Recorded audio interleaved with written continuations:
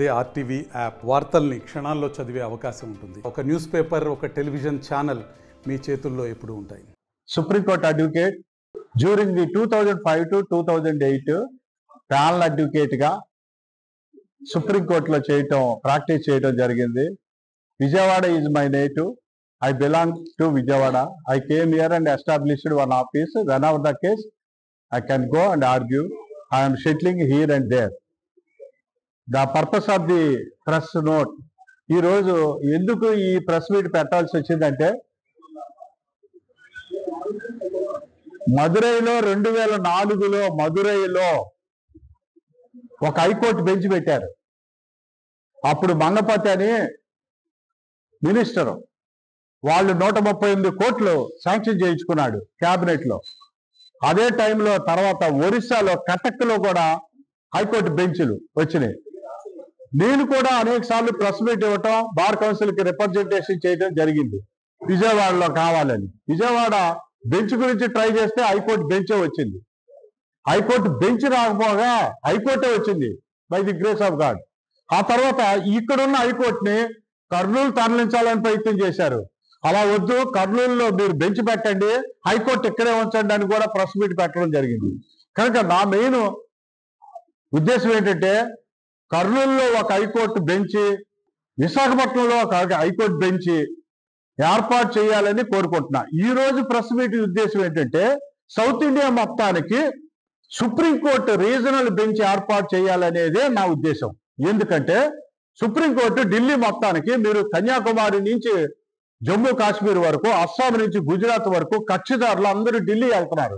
ఏమంటే హైకోర్టులో ఉన్నాయి, హైకోర్టు బెంచ్లు ఉన్నాయి. సుప్రీంకోర్టులో ఢిల్లీలో ఉన్నవి ఏదైనా గ్రీన్ ట్రిబ్యునల్ ఉంటే దానికి ఇక్కడ రీజనల్ ట్రిబ్యునల్స్ ఉన్నాయి. మనకి సుప్రీంకోర్టుకి మటుకు ఏమీ లేదు. ఎక్కడి సుప్రీంకోర్టుకి ఇక్కడ రీజనల్ బెంచ్ లేదు.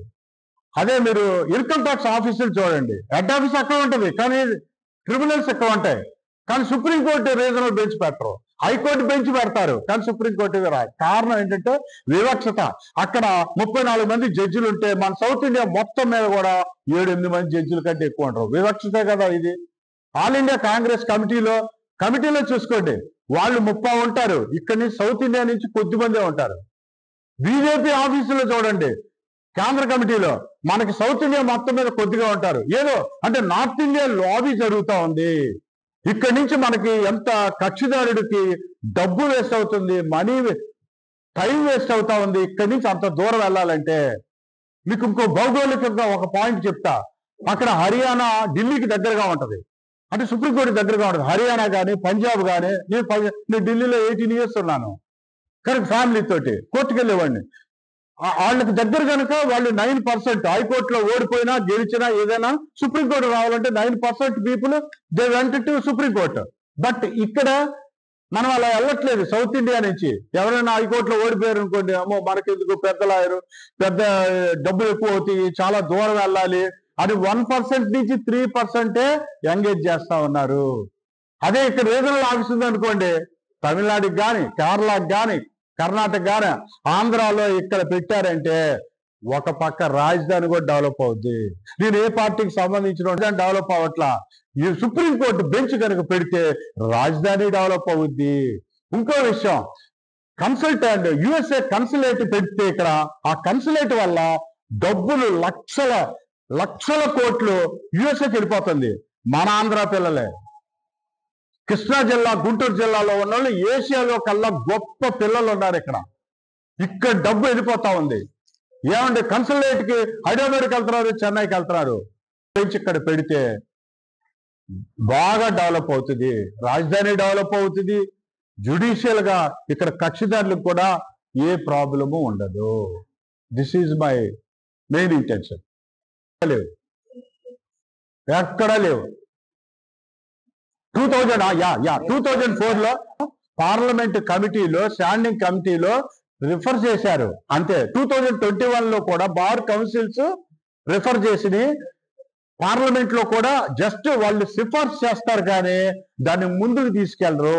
వాళ్ళ ఎజెండాలు వేరుగా ఉంటాయి.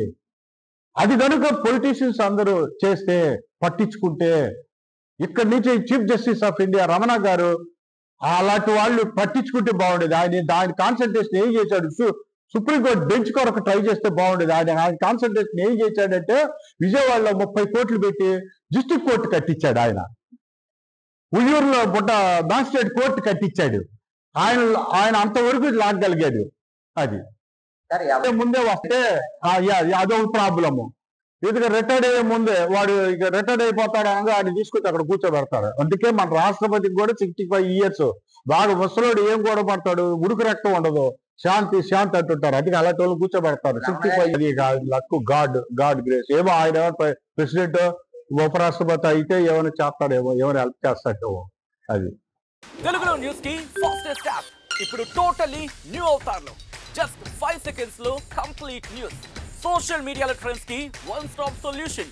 Live TV app voice search option తో ఇప్పుడే డౌన్లోడ్ చేయండి లేదా అప్డేట్ అయిపోండి. యాప్ లింక్ డిస్క్రిప్షన్ లో ఉంది.